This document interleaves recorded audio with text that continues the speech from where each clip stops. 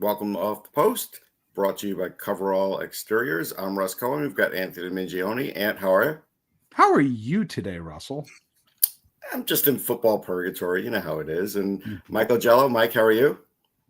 If you are in football purgatory, what am I? I don't know what's worse, not making the playoffs or getting close and losing all the time. Well, I mean, I've seen both, and you've seen both, and I mean, I would say this, and this is how we could translate it to hockey. So I understand. I've watched sports long enough to know when a team doesn't know how to secure a win, and when teams can't do that, you don't win a lot of games. It just doesn't matter how many points you put up. It doesn't matter what you did right, what you did wrong. There were like 2 points in like the Jet game as an example, where it's like you make one of these plays, you secure the win. And if you don't, you don't win. And this is why teams sometimes lose over long periods of time, like the Sabres.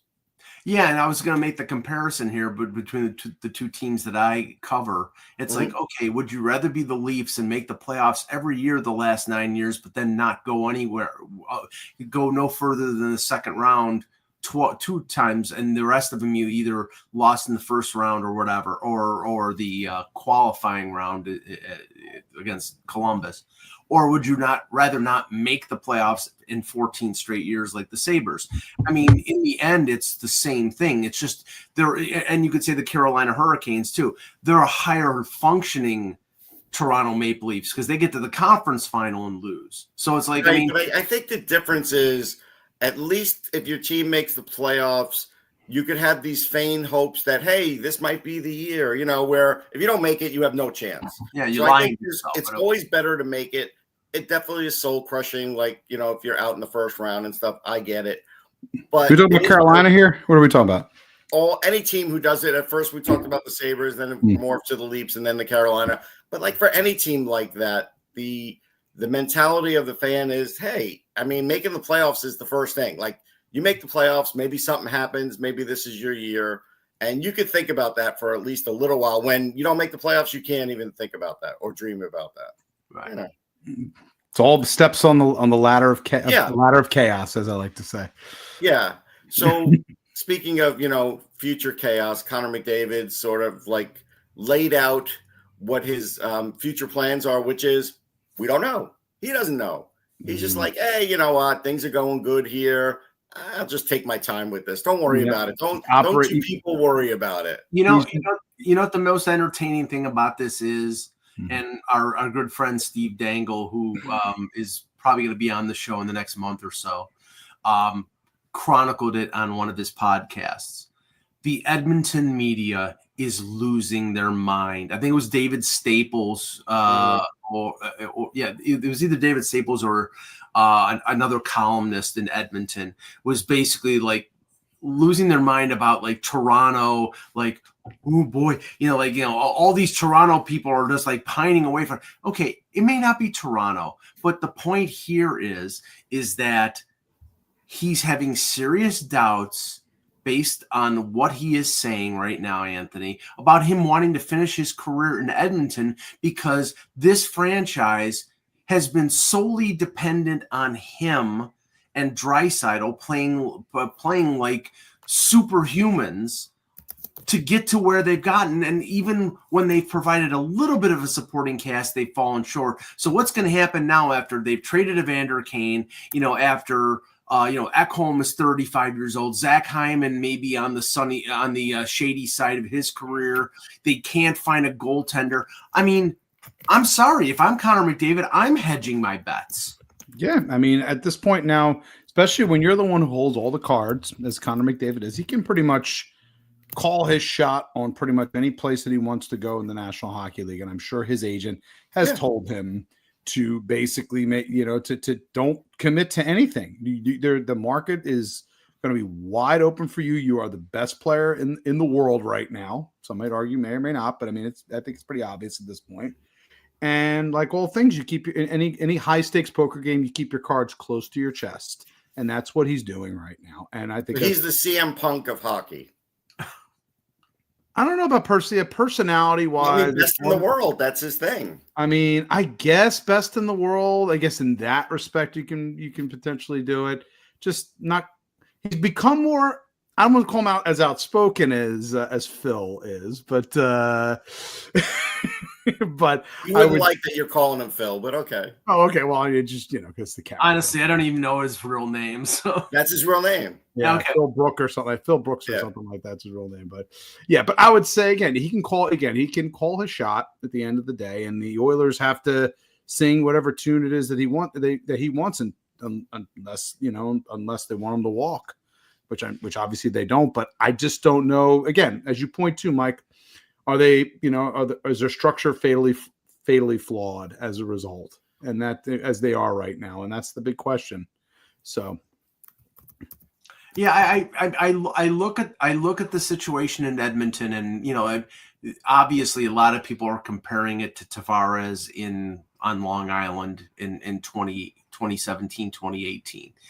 I think the difference here is, I know that the bug up the ass of the Islander fan is that they felt jilted that Tavares, led them along that, I'm going to re-sign. Right. They felt strung along. Yeah. Right. Okay. And then if he wasn't interested in staying, that he should have waived the no trade clause. Well, I think he was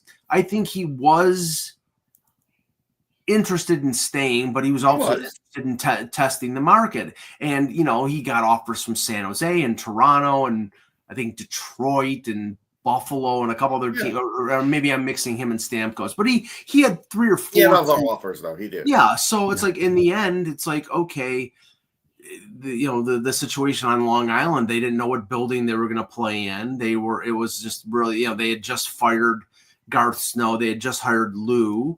So, I mean, it was a chaotic situation in Edmonton. You've got, Stan Bowman, I think, is basically, he's living on the laurels of his championship pedigree with the Blackhawks. I think he did a terrible job last year leading up to the deadline. Then he made a couple decent moves, but I don't think he's the greatest GM in the world. And this team their defense is top half is decent, bottom half is terrible.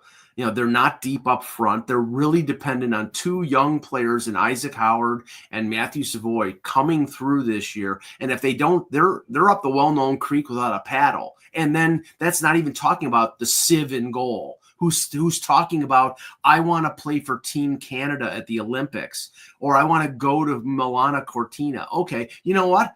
Buy a ticket, because that's the only chance you have to go into the Olympics. I would say this. God, it's time to. I love Mike because it's like he stole your lunch money or something. That's a lot of vitriol for you, man. No, but it's just an asinine statement. I want to go. Okay, great. We all want to. We all aspire. I want to date Jessica Chastain. I'm not going to be doing it though. So there you go. And Every time Mike gets mad now, I'm going to pull up a picture of Niagara Falls and just show it. Don't worry, Russ. At about 8:30, I'm going to be seeing that, and you're going to hear a nuclear explosion in suburban Buffalo, and everybody's going to know it's Mike. He's lost his mind. There you go. I would just say this: McDavid's just carefully crafted what Tavares did too, and basically, if you want to look at it as he's stringing the fans along, he is. He can do whatever he wants, like Anthony said. So there's really no difference here. The only difference is McDavid's trying not to piss anybody off. Right. Tavares accidentally did, but there's really no difference here. Yeah, but at that point again, you have to remember Tavares again. In the end, he made his decision, right, and that was it. He kind of lived with it at that point. Whereas if you're in Edmonton, you much like the Islanders, you just don't know what direction he might go in. So the pressure is ratcheted up that much more for Stan Bowman. And again, it's a good. I think it's a good thing that that your captain wants your team, your team, which has been to 2 Stanley Cup Finals, to find those missing pieces to get them over the top. Because if you do, there's a good chance you get him to commit you get him commit for the rest of his career. Or not. Yeah, the only thing is though, as the season rolls on, if he doesn't sign, it's going to become a distraction for the team. It will. Yeah, you okay. you thought that Mitch Marner was a distraction, and really, honestly, it wasn't up to like after the deadline. Once it got out that the Rantanen deal that he refused to waive the no Right. for Carolina, then after the deadline passed, it's like, okay, there's no point here because we know he's going to free agency. Right. So there was it was a fait accompli.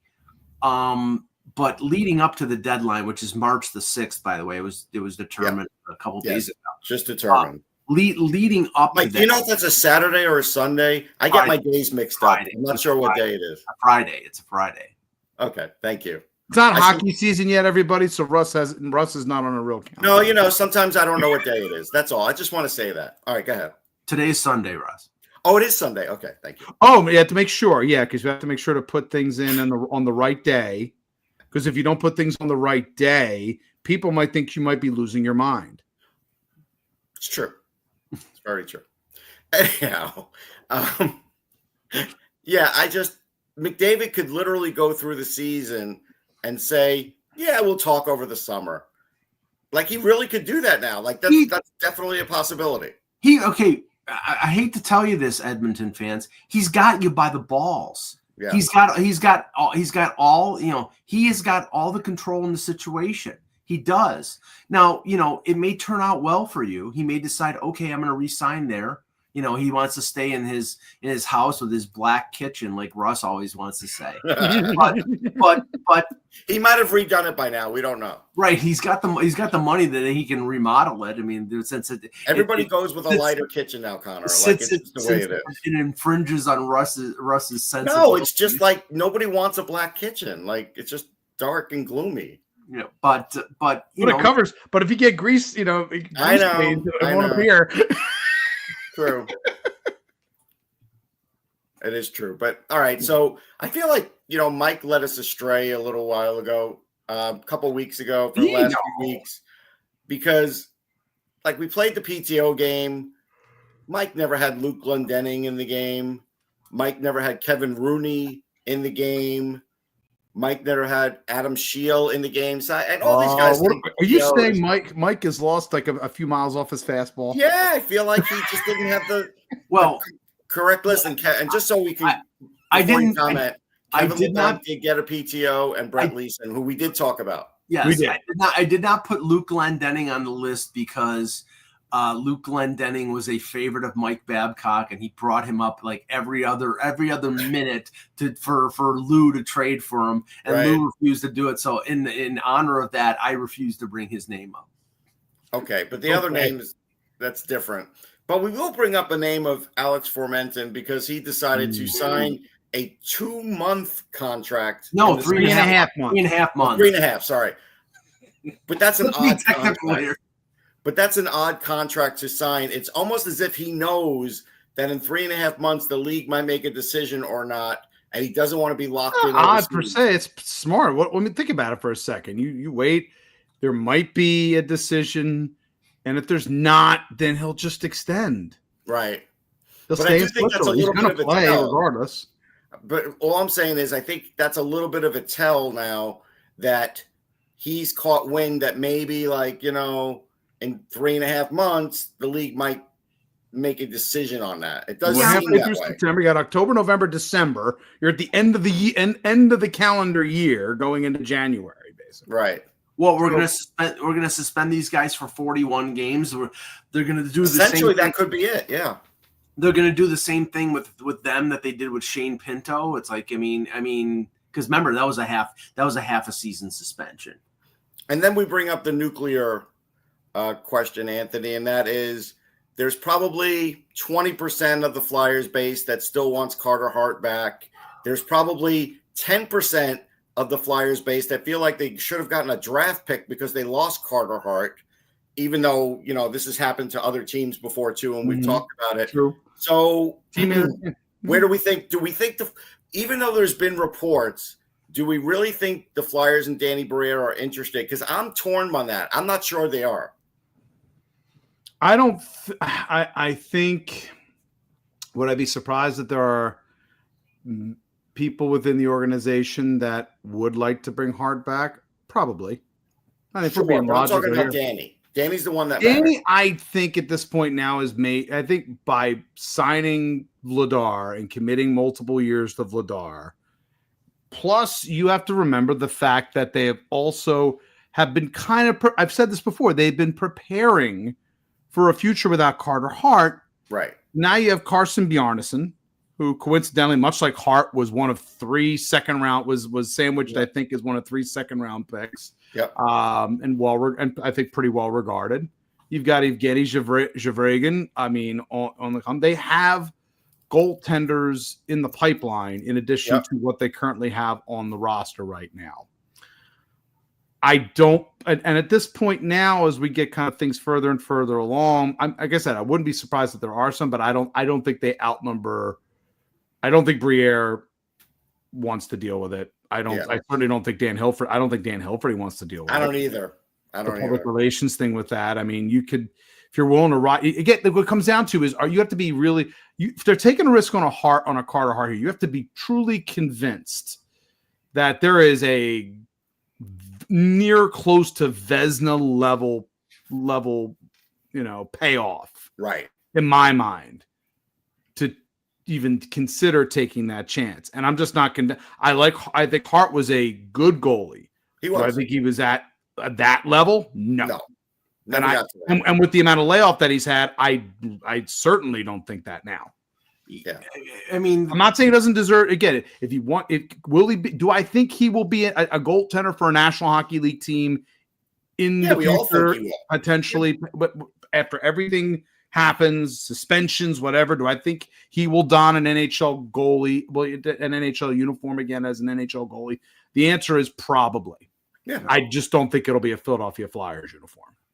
No, I mean, where the Flyers are right now, I mean, you mentioned that, they've got Kolosov and they got Fedotov and they've got Bjarnason and Zhivragin, thank you. And then Urson and Vladar. I mean, okay, how many more friggin' goaltenders can you have? Hart, and the other problem is Hart, if you assume that he comes back halfway through the year or maybe next year, then he's off for 2 years. Then he's like in the prime of his career. He is not played in a year and a half, or 2 years. That's a sizable chunk. I think the team that ends up signing him, Mike, has to have. It's going to have to be a team. It's going to have to be a run-up. You're planning on having him the next season, right? It's going to have. You're going to sign him maybe, and what's going to happen? Here's my. This is what I think is going to happen hard. He's not going to get an NHL contract to start. I think a team, and it'll be a sort of a wink from an NHL team. Say you're going to sign an AHL contract. We're going to get a look at you. You're going to build yourself back up. And then when we get to the point where we think that you are ready to go, then we will offer you a contract. That being said, there's scouts out there that are watching him as well. So you got to maybe take a risk. And if someone comes in and swoops him out from underneath you, I almost think he would be better off like going the SHL or the KHL. Probably. Yeah. And playing a full season there and, playing against, it's not NHL competition, but it's good competition. No, and that might be the way he goes. That again, an NHL team may just say, and again, the AHL is a developmental league. They may look at it and say, you know what, this is not something we're yet willing to risk. Let's see how you do in playing internationally after being off for almost 2 years. If you look like you've got your stuff together and your technique is still good, I still think it's an AHL deal to start with. Yeah.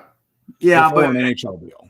Well, I mean, I don't know. All I know is it can be quickly converted if he shows in a few starts. Oh yeah, easily converted. It's easily converted. If we're wrong and he, like he's saying, I want to come right back into the NHL right away. A team like Philadelphia doesn't make a lot of sense because they have goalies in the pipeline and they're not at the place where I think a Carter Hart at his ability when he left off his career would make sense. A team like Edmonton, where he's from, that has goaltending issues, that is a Stanley Cup contender, if they think he is capable of stepping in and being as good as he was, that makes sense. But whether a team what I will say about him, though, with Philadelphia was he was in the midst of a really good season when things He was. when things happened. He and Urson were really the backbone in many ways of the Flyers being in postseason contention because they could do things as a team knowing that there was bad. But the problem is now that has been completely interrupted. Right. And that flow is gone, and getting it back is not going to be would not be an easy thing. No. So, rest in peace to Ken Dryden. I watched him play enough that, and I didn't watch him early in his career. Obviously, he started in like 65, but in 1964, when he went to Cornell, it was an amazing thing because he went there and he pursued his history degree. And that's something where that happens a lot today. Players decide they want to get an education. This school has exactly what I want, plus they're good at hockey. Back then, that was a freakish thing for Ken Dryden to do because the Canadians offered him a deal and he turned him down. So it's an amazing thing that he did that.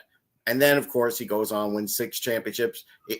The thing that I always took out what always boggles my mind with Ken Dryden is 6 championships. He played 8 seasons. I know. Well, National Hockey League. Hold on. I just want to finish this thought because I'll forget. So when I did watch him play, there were always 2 things that always struck me about him. At that time, he was among the biggest goalies in the league. You didn't have goalies that big. Guys like Darren Pang were playing into his career, and he's, he was probably a little later, but guys who were short like that were playing. And so he was kind of freakish that way. And for whatever reason, and I cannot explain it, he seemed to outthink everybody on the ice. And it was just like, he was hard to crack at times. And there, the Flyers will tell you that. The Leafs will tell you that. Every organization that went up against him will tell you that. Go ahead, Mike. He was a stand-up angle goaltender, very smart.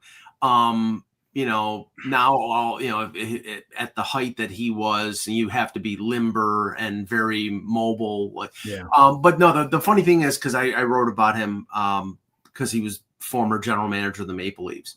He was a Bruins draft pick in 64. And he went to Cornell for 3 years. He went to the American Hockey League for, I think it was like 35, 40 games, and then played 6 games in the NHL, and then won a Stanley Cup after playing 6 games in the NHL. Yeah, that's crazy. And then the bizarre thing was the next year he won the Calder. Before he won the Conn Smythe and he won a Stanley Cup, and then he won the Calder. Right. So in the wrong order. Then because in 73 he won the cup, they wouldn't offer him what he thought was a reasonable deal. He went and worked at a Toronto law firm and held out for the entire year, and then came back, and then they went to the semifinals, and the last team to beat him before he won 4 straight cups was Buffalo in 74-75. So he won 6 cups really in 7 seasons, or 8 seasons, but that's an incredible record.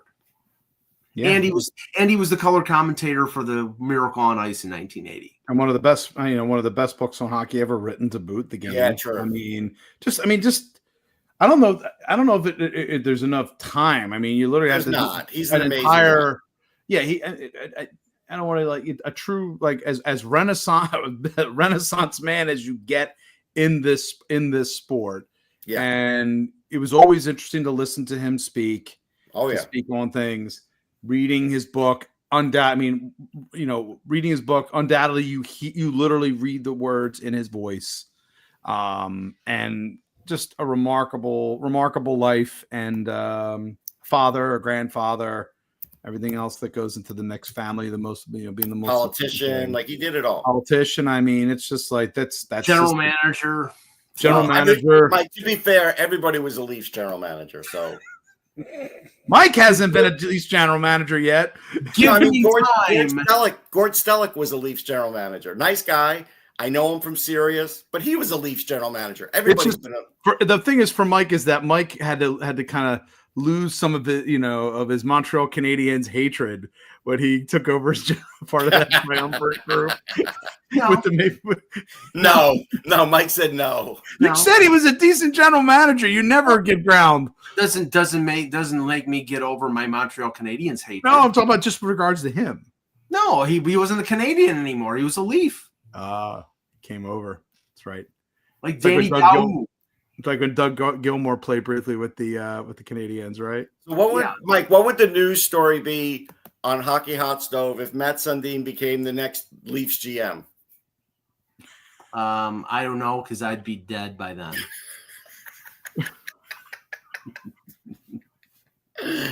Oh, that would be such a good day. Yeah, I so would love that great. day. Thank you. Celebrate my death. Thank you, Rod. No, I'm not celebrating your death. I just think it would be fun to Mike, on the day you died, are we gonna have a part? What do you want us to do? No Do you, want us comment. to, do you want us to like? I just want to know. Am I supposed to just be a curmudgeon the whole day, or am I supposed to like In honor of me, thank you. in honor of you? Oh boy. I have no reply. So I don't Seriously. remember. Did we talk about the Austin Matthews rankings, like where Mike Rupp thought he was, and We did. We got did. onto it last time. Yeah, we But did. let's just say this: and it's not just the Mike Rupp stupidity, but also like the EA Sports ranking Right. and the NHL.com ranking, Yeah. where everybody all of a sudden Austin Matthews is like, well, Austin Matthews is 7th now. It's like, okay, boy, nobody factors in the guy played the entire season injured. True. Nobody. And it's like, okay, great. There are other players whose standing was not, did it affect Kirill Kaprizov's rankings because he missed half the season? Well, no, he played great for that half season. He was one of the best players in the league, but it really didn't affect his rank. Well, Austin Matthews, it would almost have been better for Austin Matthews had he sat out all that time, because then the excuse, well, he was injured. Well, okay, he had his worst production in a 82 game regular season in his career, and he scored 33 goals, which for most players might be their best year. So, I mean, I'm expecting him, and he said he was in at that charity event last month. He's completely healthy. Yeah. I mean, we'll see. I mean, I'm sure that being without Mitch Marner is going to It'll be an affect him. adjustment. It's going to be an adjustment, but he played for a couple years without Mitch Marner at the beginning of his career, and he did fine. And I think there are players on the team like Max Domi playing on the wing, he's a pretty good playmaker, Yeah. or Maselli, but I don't think it's going to be Maselli. Yeah, That's That's more likely. right. I mean, Marner had a 70 assist season and cashed in free agency. I think Austin Matthews can survive and thrive without Mitch Marner. But the ranking of him and the lowering of his ranking based on a year where he was hurt is bizarre. And I just think, hey, they can do whatever they want. Are they wrong? Yes, they are. All right. So 2 more things. One thing that, because I saw Marco Scandella retired, and I'm not going to talk about Marco Scandella. That's not the point of this. The point of this was, when I saw he announced his retirement, a fair amount of players have announced their retirements recently. Mhm. And I realized it was a year ago that Phil Kessel said he was open to coming back to the NHL, but nobody was interested. But he is not formally retired. Like, I wonder, when is Phil Kessel going to formally retire? Well, when he does, it's going to be at a hot dog stand in Toronto. I hope he does. That would be I'm awesome. dead serious. I hope it's a freaking loaded hot dog too. I hope it's loaded. It's got like bacon bits on it, cheese, everything on it. He's gonna eat. He's just gonna like Mike butt hates into it on and the say that's for you, Nutella. Steve. He's gonna say butt into it and say that's for you, Steve Simmons. A former teammate of his, and it wasn't a former Leaf, but a former teammate of his. It had to be a former Leaf. I cannot remember who it was, but there was like a video snippet out there on YouTube or Facebook where Phil Kessel was outwardly threatening to retire based on the fact that Randy Carlyle would not let him drink Coca-Cola because that's all he drank. He never drank water. He drank Coke. And I'm like, knowing something, as somebody is myself, who basically the reason I'm a diabetic is because I drank Coke. I drank water, but I also drank Coke. The fact that he was a world-class athlete, somebody who won 3 Stanley Cups, and he was living that sort of unhealthy, just makes him a freak of nature. But, his physiology is just different than everybody else. Yeah. He hasn't played since 22, 23. Like, you would think he would announce his retirement. Yeah. Well, Marco Scandella didn't play the entire year last year. Yeah. And honestly, I'm surprised he hadn't retired. It was like I know. That's why when I saw that, it made me think, hey, Phil Kessel never announced a retirement. Anyhow, it's just one of those weird things. Connor Zary signed a deal, 3 years, 11.3. The big thing about that is you knew he was going to sign a deal. I guess he, now that the cap's going up, wanted just a bridge deal. He knows how good he is. He knows he's important to that team. So I'm sure he is not unhappy with a 3-year deal. No, it's your classic bridge deals. We always talked about. It's one of our favorite phrases to talk about. Bridge deals to get to the next one, one. But yeah, it's a classic deal in that case. And again, he bets a little bit, as he goes forward here with some security, but bets a little bit on himself and his own development in this case on a Calgary team that I think is pretty solid. Is a pretty solid, small team. And he could be, I think he'll be a key contributor to that team. Yeah, he's a top 6 guy. The interesting thing here, and we know that centers are paid differently than other forwards, and we know right shot defensemen are paid differently than left shot defensemen. Yeah. But you look at Connor Zary, and he's played 2 seasons in the NHL, 163 games, 154 games. He scored 13 goals last year, 14 the year before. Decent stats. And he's making over $3.5 million. And you look at Nick Robertson for Toronto, who scored 14 goals and 15 goals. So he scored more goals in the NHL than Connor Zary, and he's making less than $2 million. Because the Leafs don't value him. That's why. Well, right. Well, first of all, they signed Robertson to a 1-year deal. Zary got the 3-year deal. I think he got the 3-year deal because he's a former first-round pick. He's a center, and maybe the organization values him more. They definitely value him more than the Leafs do Robertson. I think that's clear. Yeah, and Nick Robertson is somebody that probably I would be surprised. I'm surprised that he's back already. I'll be surprised if he's a Leaf next year or by the deadline. I mean, he strikes me as somebody who, because they don't have first-round picks, if he starts to score, that he's going to be what they use in a deal to get the player that they need going forward. I think they recognize him as a talent, Russ, but I don't think they don't respect that he's as talented as we think he is. But Zary, Anthony, I think he's, he former first-round pick. He put up good stats in the American Hockey League. Calgary's in a scenario where they're sort of building, and now they've got him and they've got Morgan Frost, and their number 1 center is an ancient in Nazem Kadri, who's 34 years old. Yeah. So they have to invest in these young centers. Yeah, and you got to see what you have too. I mean, you have everything about Zary reads as needle pointing up. And that's the kind of player that you obviously want to make sure to continue to invest in. Keep him there, invest in him. And you're monitoring the market. And eventually that he's, if he continues on the ascent pattern that he's at, he's going to cost. Yep. But you accept that because you at least have 3 years to at least make that determination. So last quick thing. This will be a minute. Luke Hughes is still a holdout. And so that's an interesting thing. I don't know how this is going to end because I know the brothers might be all trying to align their contracts with Jack, who's up in 3 years. But apparently the Devils want Luke on a long-term deal, and he doesn't want to do it. And so I don't know. He might actually hold out. Like, it actually does seem like that's possible. Now, they want him on a long-term deal so they can lock Jack in 3 years. And Jack's not going to leave if Luke is here for 5 years. Or they'll just do the classic good old, let's all meet up at Madison Square Garden. Right. I mean, they could if they align the classic Devils exodus to New York, and let's bring Quinn with us. Well, the conspiracy theory is they're all going to go to Detroit in 3 years. Why Detroit? They're from Michigan, aren't they? From Michigan. Yeah, but Yzerman won't pay them. That's the only thing that's wrong. Yzerman will be fired. Yzerman may not be the GM at that point. Will be fired by them. Yeah. then it might work. Whoever it is, they may want to be like, we want to sell this arena. Bring all the U's in. The only thing I will say, because Mike asked about a food take, I will tell you this, Mike. At the Jets game, I didn't know what I was going to eat. Sometimes I eat the fried clams because it's an odd thing to have at a football stadium. And I love fried clams. It's cool.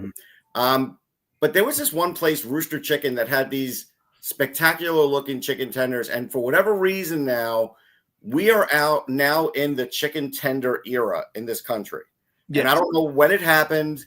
I don't know how it happened. Because and to be honest, we went from fried chicken sandwiches. Right. You'll remember, Chick-fil-A, and then after that, and then you had then everybody lost their minds for Popeye's chicken sandwich. Right. Buffalo's like 5 years behind every place else because we're still nuts about Chick-fil-A and Popeyes. Right. But the weird thing is, and I don't know if it's more about the sauces or the actual chicken, but like, to be fair, McDonald's is like last compared to all these other places now, because these places are coming out with some amazing chicken tenders, like things that you have never eaten before that just are spectacular. Well, the chicken McNuggets, I don't even know if it's chicken. I seriously doubt it. But there's a whole thing. If you watch a video, it is chicken, Mike, but it's a lot of other things too. Yeah, I need an NHL goalie to have a helmet of just chicken tenders. You can call him the chicken tender. Got him. I like it. But anyhow, I don't know when this happened, but we are in the chicken tender era now. Like, they're everywhere. Yeah, they are. And I got a Cane's near me, and I haven't even tried them yet. And everybody's like, "We've had it. I've had it. Where I think they're over. They're highly overrated. Okay, they're overrated and overpriced for what you're getting. Okay, so. Yeah, because I mean, they serve a piece of toast too. Like, why? Who cares? I don't want a piece of toast. It's a southern. It's like a Southern Queen. Like, I don't care. It's a southern thing, I guess. All right, that's it for Off the Post. We'll catch everybody next time. Take care, everybody.